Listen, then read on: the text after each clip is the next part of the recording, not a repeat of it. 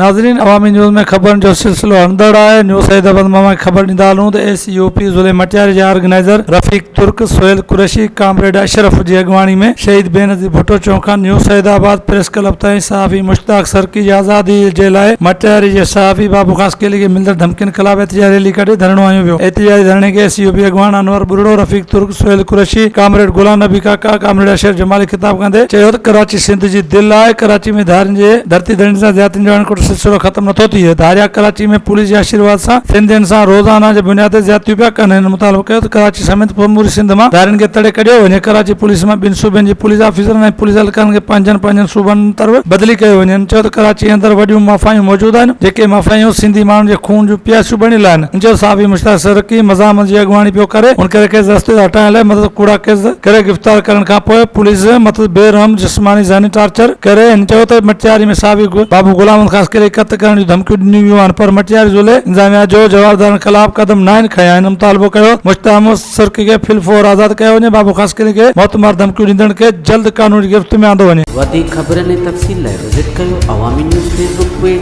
YouTube page ऐं अवामी news